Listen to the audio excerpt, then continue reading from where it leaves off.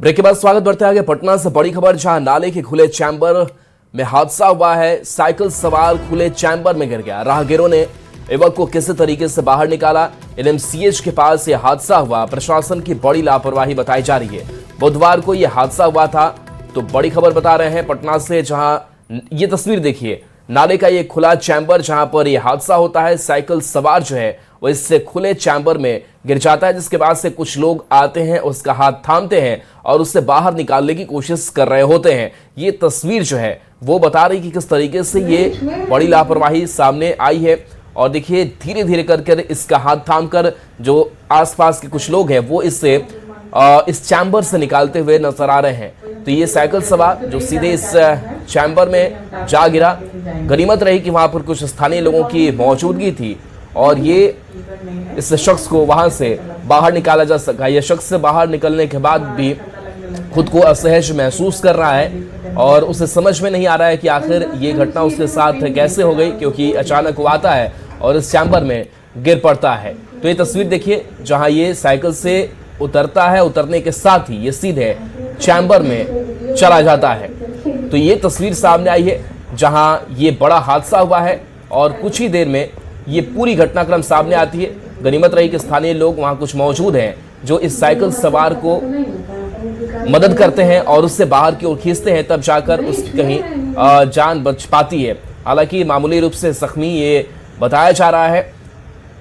और ये तस्वीर बीच सड़क की सामने आई है जहां देखिए कई गाड़ियां आ जा रही हैं और ये साइकिल सवार भी इस सड़क से जा रहा था और अपनी साइकिल को वो रोकता है, पैर को जमीन पर टिकाता है, लेकिन उस जमीन के जगह ये चैम्बर, जिस वजह से उसका संतुलन बिगड़ता है और सीधे नाले में जा गिरता है और उसके बाद से उसे बाहर निकाला जा सकता है। और देखिए इस घटना के बाद से सवाल भी कई हैं। सवाल ये कि पटना में मौत के ये नाले कब तक ऐसे ही रहेंगे? हादसों से सबक आखिर प्रशासन क्यों नहीं ले रहा है? और सवाल ये भी है कि और कितने हादसे और मौत का इंतजार किया जा रहा है?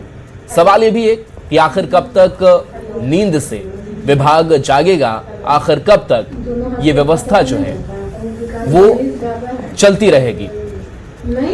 ये चलता है वाली व्यवस्था कब तक रहेगी? और सवाल ये भी है कि खुले नाले के दोषियों पर कार्रवाई क्यों नहीं हो रही है?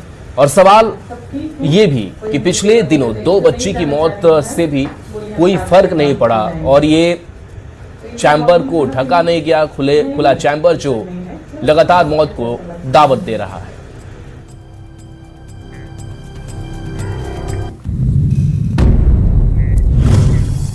आरा से बड़ी खबर मिल रही है जहां पर पुरानी रंजिश में खूनी खेल। देखिए वर्चस्व की लड़ाई में यहां पर गोलियां चल गई।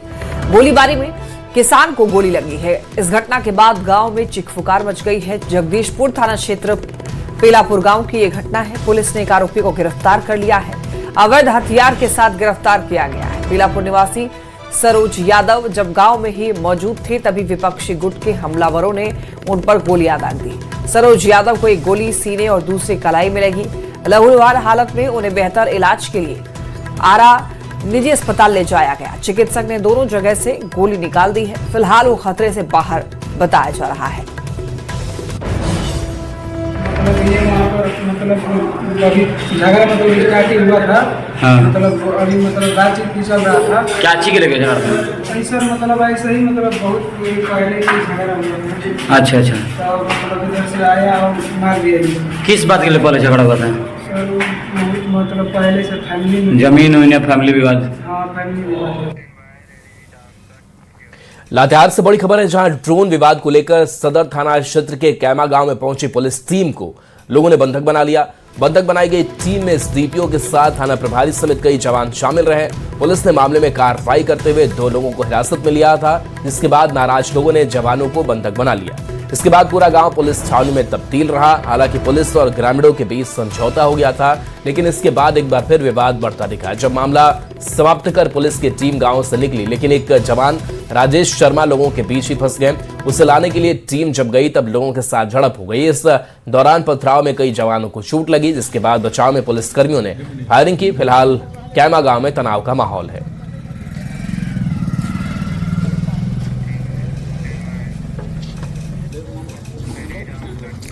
रांची के नामकुम थाने के हाजत में मौत मामले में न्यूज 18 की खबर के बाद में पुलिस महकमा एक्शन में दिख रहा है। इस मामले में बड़ी कार्रवाई हुई है। एएसआई प्रभुवन कुमार, हवलदार सुधीर शर्मा, हवलदार गयानंद, आरक्षी मुकेश ठाकुर और राहुल प्रताप सिंह को तत्काल प्रभाव से निलंबित किया गया है। वहीं मामले में देखिए चौकीदार रेहान अंसारी और महानंद टोपो के खिलाफ अनुशासनिक कार्रवाई के लिए रांची डीसी से अनुरोध किया गया है। इसी के साथ ही नामकुम थाना प्रभारी मनोज कुमार को सस्पेंड करने के लिए आगे की कार्रवाई की अनुशंसा की गई है।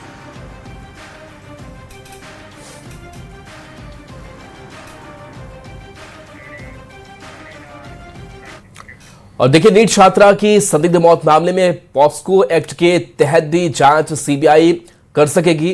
केस में अब कई नई धाराएं जोड़ दी गई है। 9 जनवरी को दर्ज केस में पॉस्को एक्ट नहीं था, लेकिन अब कई धाराएं जुड़ने के साथ ही इसके तहत जांच हो सकेगी। पॉस्को की धाराएं बाद में जोड़ी गई है। अमित हमारे साथ न्यूज 18 संवाददाता फोन लाइन पर। अमित, अब पॉस्को एक्ट के तहत भी जांच सीबीआई कर सकेगी, क्या अपडेट आपके पास? बिल्कुल, देखिए ये पूरा मामला जो है वो अब सीबीआई के पास है और सीबीआई जो पहली एफआईआर थी चित्रकूट थाना की, उसमें पॉक्सो एक्ट नहीं जुड़ा हुआ। जब न्यूज 18 ने खबर दिखाया और तमाम मीडिया हाउसेस ने जब इस सवाल को रेज किया, तब जाकर के पटना पुलिस की नींद खुली और एसआईटी जो है वो कोर्ट आर्गुमेंट किया। बाद में इसमें पॉक्सो एक्ट जुड़ा और जो पहली एफआईआर थी वही सीबीआई को भेजा था पटना पुलिस ने, और उसमें चूंकि पॉक्सो एक्ट नहीं था तो इस कारण से सीबीआई ने भी पॉक्सो एक्ट नहीं जोड़ा था। लेकिन बाद में जब सीबीआई को पता चला कि इसमें पॉक्सो एक्ट लगा है बाद में, तो पटना पुलिस से उन्होंने सवाल किया और उसके बाद जो गृह विभाग है, आरक्षी शाखा है, उनके द्वारा जो है ये सूचना जारी की गई कि इसमें पॉक्सो एक्ट सीबीआई जोड़ सकती है, क्योंकि पटना पुलिस ने एसआईटी ने पॉक्सो एक्ट बाद में जोड़ा है, तो उसकी भी एफआईआर की कॉपी जो है उपलब्ध कराया सीबीआई को। जिसके आधार पर अब सीबीआई जो है इसमें पॉक्सो एक्ट जोड़ सकते आगे की छानबीन जो है वो करेगी। बताते चले कि ये चित्रकूट नगर थाना कांड संख्या 14/2026 जो है उसमें पॉक्सो एक्ट 2012 की धारा 4 और 6 एवं बीएनएस 2023 की धारा 64 तथा अन्य संबंधित एक्ट की धारा को शामिल कर सीबीआई जो है अब इसका अनुसंधान करेगी। सबसे बड़ी और महत्वपूर्ण बात है कि ये जो छात्रा है वो नाबालिग है और इसमें पॉक्सो एक्ट अगर नहीं छूटता तो जाहिर सी बात है कि जो भी आरोपी होंगे, जो भी आगे कानून के शिकंजे में आएंगे, उन पर पॉक्सो एक्ट के साथ गंभीर जो मुकदमा है वो दर्ज नहीं होगा, उन्हें राहत मिल जाएगी फौरी तौर पे। तो इसके लेकर के परिजन जो है वो पिछली सुनवाई के दौरान सीबीआई कोर्ट में काफी उन्होंने न्यायाधीश के समक्ष अपनी बातों को मजबूती से अपने वकील के जरिए रखवाया था, जिसके बाद कोर्ट ने फटकार भी लगाई और अब ये पूरा मामला जो है वो पॉक्सो एक्ट में तब्दील हो गया है। सीबीआई अब पॉक्सो एक्ट में इस मामले के अनुसंधान अब करेगी। जी चलिए, शुक्रिया अमित इस अपडेट के लिए।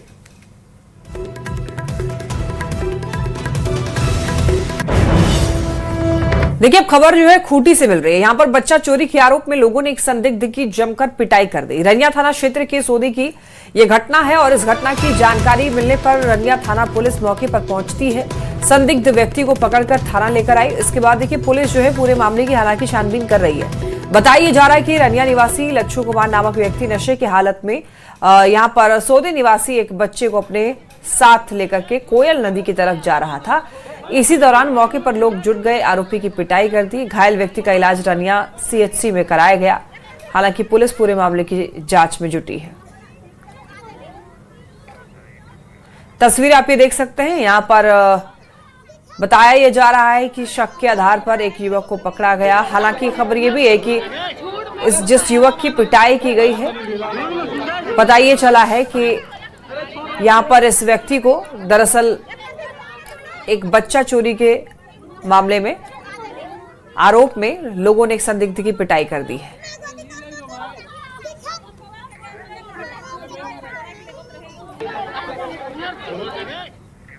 खबर गुमला से है, जहां डुमरी प्रखंड क्षेत्र के गठगांव में बच्चा चोर होने के शक में 3 युवकों को ग्रामीणों ने पकड़कर पुलिस के हवाले कर दिया। शाम करीब 4 बजे के करीब युवक गठगांव में फेरी लगाकर अचार बेचने पहुंचे थे। इस दौरान आरोप है कि मना करने पर युवकों ने बच्चों को जबरदस्ती अचार खिलाने की कोशिश की। घटना की जानकारी मिलते ही बच्चों के परिजन मौके पर पहुंचे, तीनों युवकों को पकड़ लिया और पुलिस के हवाले कर दिया। फिलहाल पुलिस मामले की जांच में जुटी हुई है कि यह वास्तव में बच्चा चोरी का मामला है या फिर गलतफहमी।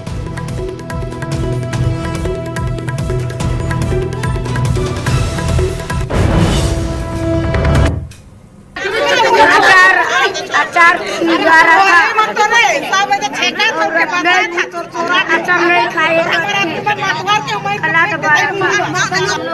अच्छा तो ले लिए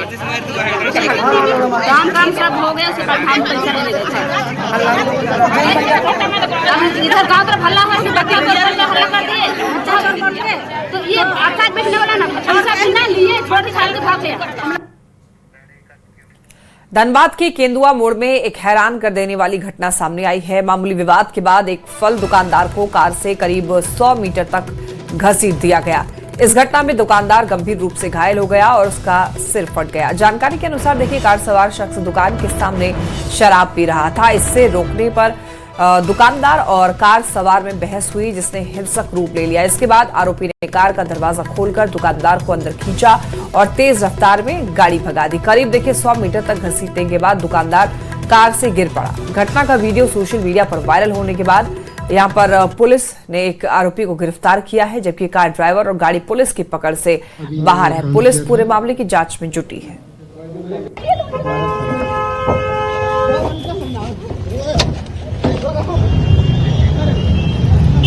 कार में शराब पीने से देखिए दरअसल विवाद बढ़ा था। तस्वीरें आप ये देख सकते हैं। दरअसल एक मोड़ पर यहाँ पर ये जो घटना है सामने आई है। मामूली विवाद के बाद ही एक फल दुकानदार को कार से करीब 100 मीटर तक घसीट दिया गया है। और ये देखिए, ये तस्वीर लाल घेरे में कार से घसीटकर और बीच में से छोड़ दिया गया है। आप खुद देख सकते हैं कि अमानवीय घटना है, कैसे एक इंसान ऐसा कर सकता है। गाड़ी वाला मार दिया,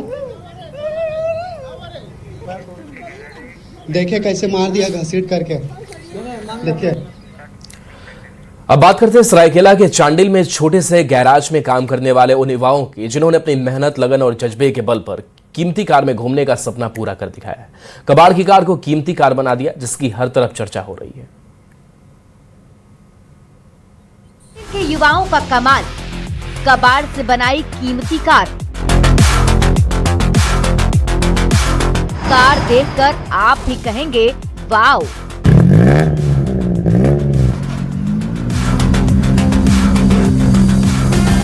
अगर इरादे फौलादी हो तो एक छोटा सा गैराज भी सपनों की फैक्ट्री बन सकता है। सरायकेला खरसावां जिले के चांडिल कस्बे में रहने वाले एक कार मैकेनिक ने ऐसा ही करिश्मा कर दिखाया है। मोहम्मद आरिफ, जिन्हें पूरा इलाका अब टार्जन के नाम से भी जानता है, उन्होंने अपनी पुरानी कार को पूरी तरह बदलकर उसे लग्जरी सुपर कार की शक्ल दे दी है। मॉडिफाई करके कुछ अलग करना है। तो जब मेरे भैया ने गाड़ी लेके आया मारुति 800, तो रखे थे हम लोग, कुछ दिन रखे थे।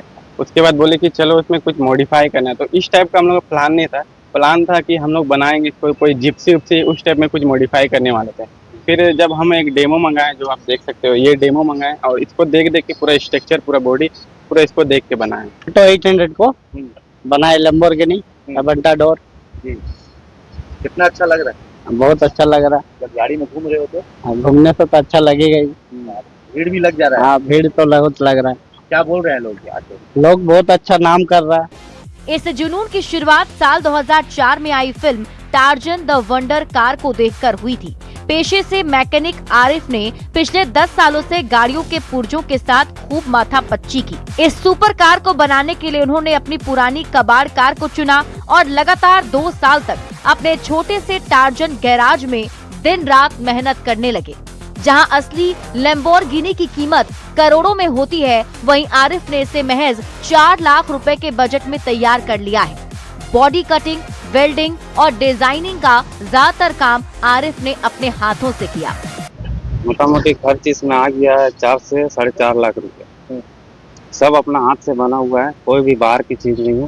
सिर्फ आगे का गिलास और पीछे का स्पोलर और आगे का हेडलाइट मैंने बल्ब खरीदा। बाद बाकी सब का दूसरा मॉडल वायरिंग था, इसको नया मॉडल वायरिंग कर दी है। रिपेयरिंग करके इसका जो मीटर बोर्ड है दूसरा था, मीटर बोर्ड दूसरा लगा, दूसरा गाड़ी का लगा। उसका सब वायरिंग थोड़ा बहुत काम बाकी है, इसको पूरा करने में और 2-3 दिन लगेगा। कार को शानदार लुक देने के लिए इसमें 16 इंच के चौड़े alloy wheels, sporty LED lights और एक दमदार म्यूजिक सिस्टम लगाया गया है। कार के अंदर 2 सीटों वाली स्पोर्टी इंटीरियर दिया गया है। जब ये कार स्टार्ट होती है तो इसके साइलेंसर की आवाज बिल्कुल किसी विदेशी स्पोर्ट्स कार जैसी सुनाई देती है। अब ये कार चांडिल ही नहीं, झारखंड के साथ पूरे देश में चर्चा का विषय बन गया है।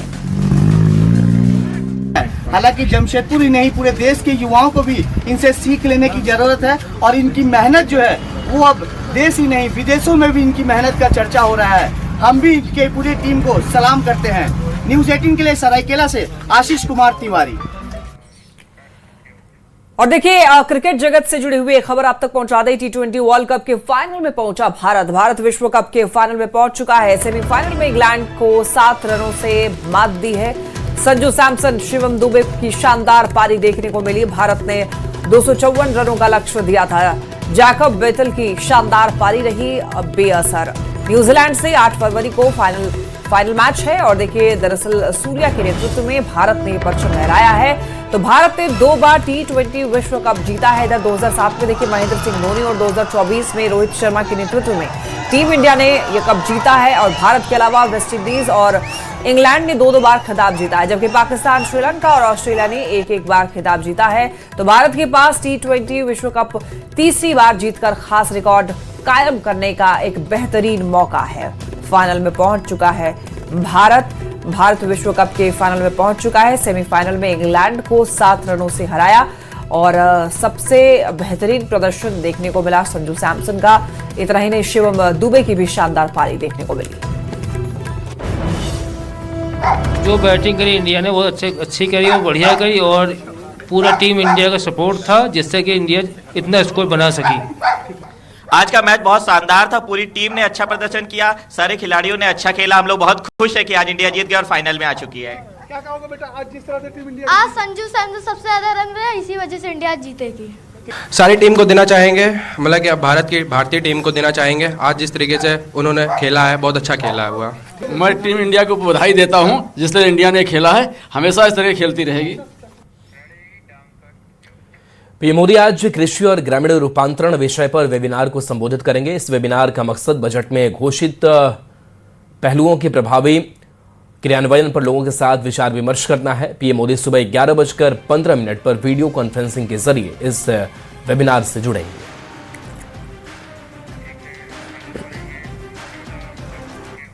ईरान के विदेश मंत्री अब्बास अरागची ने अमेरिका को दरअसल सीधी चेतावनी डाली है। अमेरिकी न्यूज चैनल से बातचीत में उन्होंने ये कहा कि ईरान किसी भी संभावित जमीन हमले का सामना करने के लिए पूरी तरह तैयार है। उन्होंने कहा कि ईरान ने किसी भी तरह के सीज फायर की मांग नहीं की है और अमेरिका के साथ बातचीत पर भरोसा नहीं किया जा सकता है, क्योंकि पहले बातचीत के दौरान ही हमले किए गए। अरागची के मुताबिक इस जंग में कोई असली विजेता नहीं होगा। उन्होंने ये कहा है कि अगर अमेरिका हमला करता है तो ईरान उसका मुकाबला करेगा और यह अमेरिका के लिए बड़ा डिजास्टर साबित हो सकता है।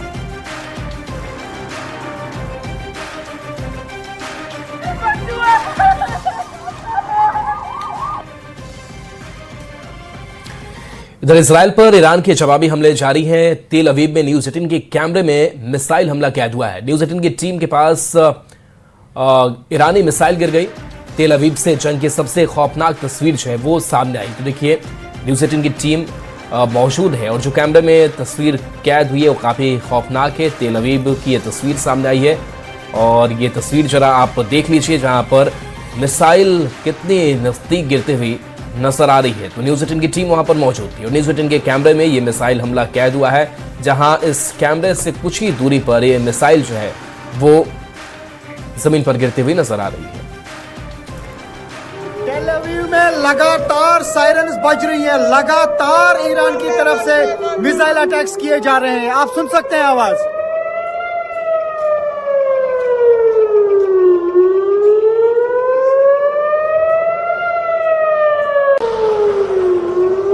तो आप सुन सकते हैं आवाज, सायरन्स बज रही हैं और लोग जो हैं यहाँ से भाग रहे हैं, जा रहे हैं। ये देख सकते हैं किस तरीके से ये गाड़ी जो है सड़क पर ही पार्क करते हैं और शेल्टर की तरफ जाते हैं।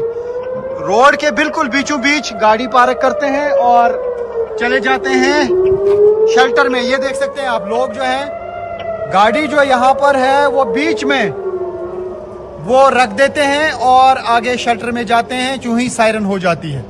और ये आप देख सकते हैं, ये कुछ यहाँ से इंटरसेप्ट किया जा रहा है। बिल्कुल हमारे सामने जोरदार धमाका हुआ, जोरदार धमाका। लगता है यहां ही बिल्कुल इर्द गिर्द ही किसी एरिया को निशाना बनाया गया। तो जोरदार धमाका फिर से यहां पे हुआ। और देखिए, ईरान वॉर में एक और देश की एंट्री हो चुकी है। अजरबैजान का ईरान पर ड्रोन हमले का आरोप। एयरपोर्ट की टर्मिनल बिल्डिंग से टकराया ड्रोन। अजरबैजान ने ईरान के राजदूत को तलब किया। हमले के बाद अजरबैजान की ईरान को चेतावनी। अजरबैजान की तरफ से कहा है कि हमले का जवाब दिया जाएगा। हालांकि ईरान ने इस ड्रोन हमले में हाथ होने से इनकार कर दिया है। देखिए, ईरान वॉर में एक और देश की एंट्री हो चुकी है। इधर अजरबैजान का ईरान पर ड्रोन हमला, ऐसे आरोप लगाए जा रहे हैं। एयरपोर्ट की टर्मिनल बिल्डिंग से टकराया ड्रोन। अजरबैजान ने ईरान के राजदूत को तलब किया है।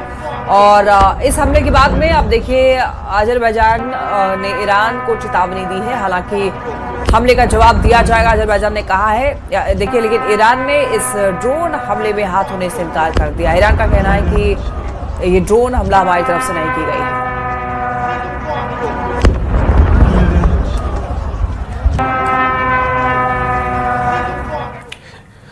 और चलिए, न्यूज़ 18 बिहार झारखंड पर खबरें आपके लिए लगातार जारी हैं।